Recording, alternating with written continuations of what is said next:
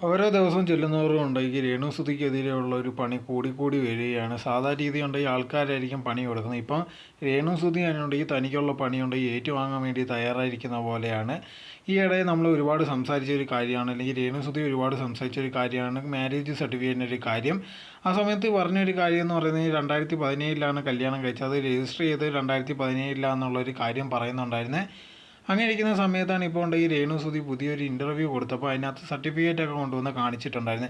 ആ സമയത്താണ് രേണുസുതിക്ക് ഒരു പണി കിട്ടുന്നത്. ആ സർട്ടിഫിക്കറ്റ് നോക്കിയപ്പോഴത്തേക്ക് അതിനകത്ത് കൊടുത്തിരിക്കുന്ന മാരേജ് സർട്ടിഫിക്കറ്റ് ഡേറ്റ് എന്ന് പറയുന്നത് 2018. സോ അത് കണ്ടപ്പോഴത്തേക്ക് ഒരുപാട് പേർക്ക് ഇത് കണക്കൊരു ഡൗട്ട് വരുന്നുണ്ട്. ഇത് യഥാർത്ഥ സർട്ടിഫിക്കറ്റ് തന്നെയാണോ അതോ വല്ല ഫേക്ക് വന്നോ എന്നുള്ള രീതിയിൽ. കാരണം രേണുസുതി പറയുന്നുണ്ടായിരുന്നു ഇതേ കണക്കുണ്ടെങ്കിൽ 2017 തൻ്റെ വിവാഹം കഴിഞ്ഞെന്നുള്ളൊരു കാര്യം. പക്ഷേ സർട്ടിഫിക്കറ്റ് നോക്കിയപ്പോൾ അതിനകത്ത് കിടക്കുന്നത് 2018. സോ എല്ലാവർക്കും ഉണ്ടെങ്കിൽ ഇത് കാരണം മനസ്സിലായി രേണുസുതി പറയുന്ന കള്ളമാണ്. ഇത് ശേഷം ഉണ്ടെങ്കിൽ ഒരുപാട് പേരോട് ഈ രേണുസുതി കളിയാക്കുക. അതുപോലെ തന്നെ ഇതേ കണക്ക് ഇവൾ പറയുന്ന മുഴുവൻ കള്ളമാണ്, നമ്മളൊന്നും വിശ്വസിക്കാൻ പാടില്ലെന്നുള്ളൊരു കാര്യം പറയുന്നു. അതിനുശേഷം നോക്കിക്കഴിഞ്ഞുണ്ടെങ്കിൽ ഇതിനെപ്പറ്റി രേണുസുതി ഭയങ്കരമായിട്ട് സംസാരിച്ചുകൊണ്ടോ ചോദിച്ചാൽ ഒന്നുമില്ല, അതിനെപ്പറ്റി വേറെ ഒന്നും മിണ്ടിയിട്ടുമില്ല.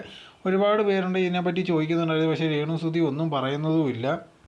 ഇതിനെപ്പറ്റിയുള്ള നിങ്ങളുടെ അഭിപ്രായം എന്തോന്ന് കമൻറ്റ് ബോക്സിൽ കമൻറ്റ് ചെയ്യൂ. നിങ്ങൾ ഈ ചാനൽ ആദ്യമായിട്ടാണെങ്കിൽ മറക്കാതെ ലൈക്ക് ചെയ്യൂ, ഷെയർ ചെയ്യൂ, കമൻറ്റ് ചെയ്യൂ, മറക്കാതെ സബ്സ്ക്രൈബ് ചെയ്ത് അടുത്തുള്ള ബെൽ ബട്ടൺ അമർത്തുക. എന്നാലേ ഇനി ചെയ്യുന്ന വീഡിയോസ് എല്ലാം നിങ്ങൾക്ക് നോട്ടിഫിക്കേഷനേ വരികയുള്ളൂ.